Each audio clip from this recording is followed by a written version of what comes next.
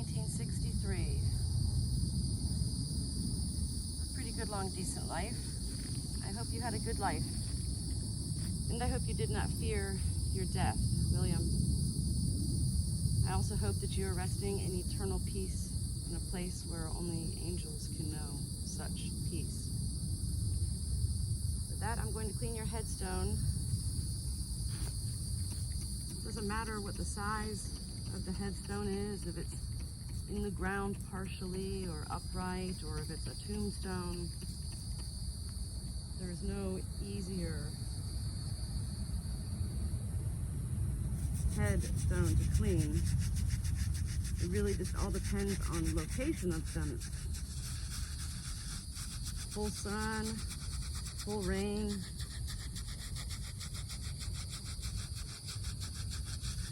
William, what are you doing out here all by yourself? I don't see anyone else buried next to you.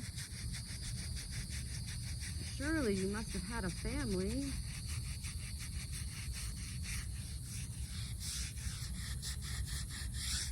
I love that I have the Oviedo book to look in.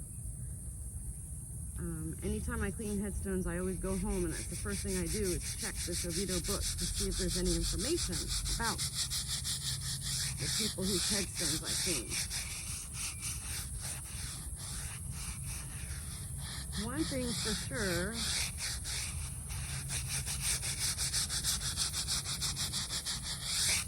nobody buried in this cemetery, most everybody, would know what YOLO means. You only live once. But along those lines, I think every person buried here knows that that is the truth. I think everybody, when they die and go to heaven, must at some point think to themselves, I wish I would have done this, or I wished I didn't do that.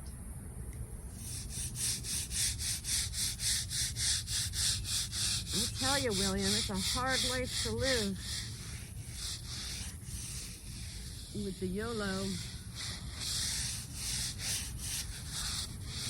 There's many times in my life I think to myself, yes, I have no regrets.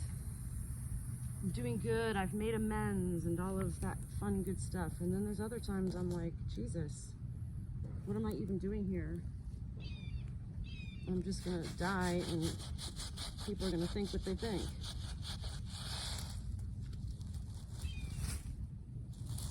Get some of those pine needles out of the way.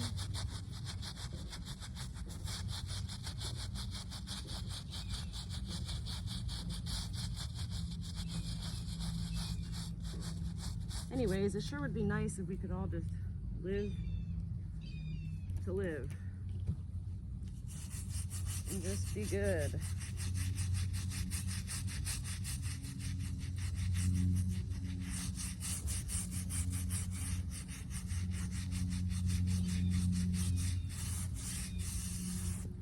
I was talking earlier about perceptions and how,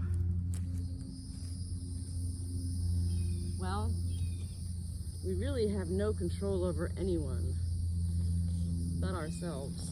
And so, even at that point, we don't have always full control over ourselves. It's called life.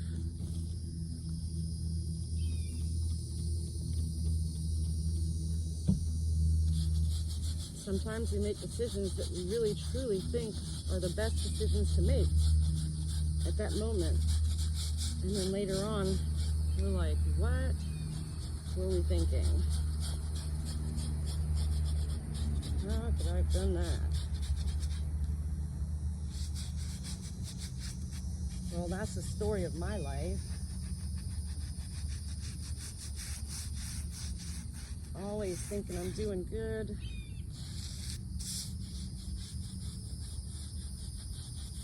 And then somebody there to remind me, no. Bad girl.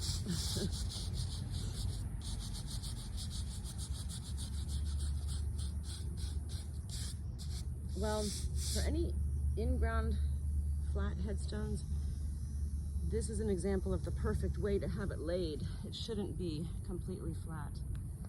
That's when weathering just comes all over it. Then you get the water here.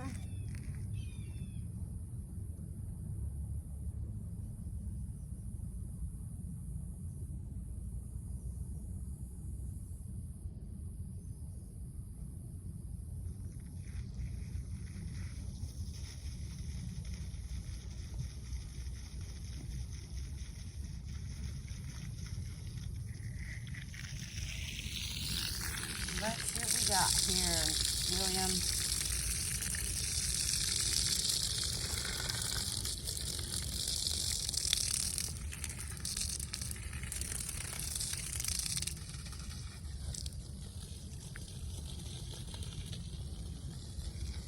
Oh, I thought maybe this was one of those hoses you could like stop, but you can't.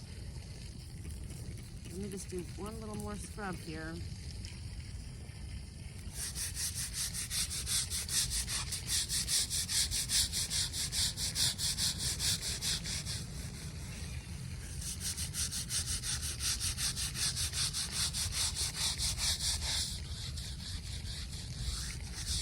This looks very, very nice, William.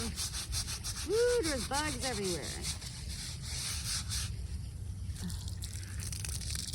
Yes, perfect. Beautiful.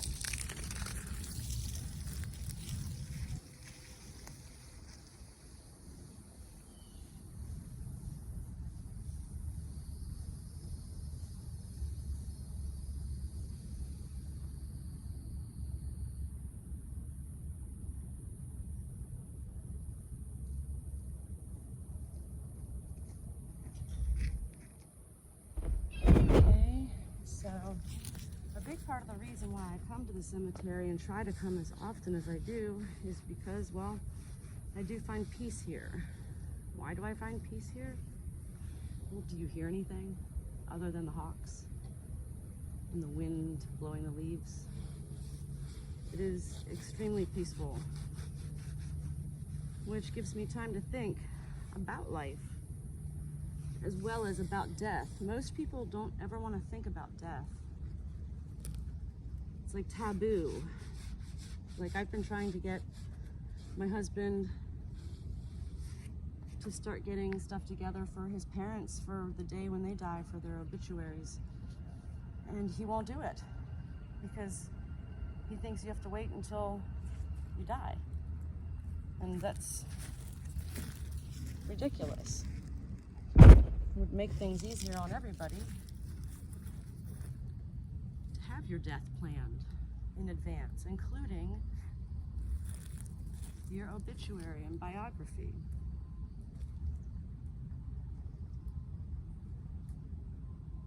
There we go, William. Pretty fall colors. We're just gonna skip ahead of season here in Florida. Thank you for your life, William. I hope you do continue to rest in eternal peace.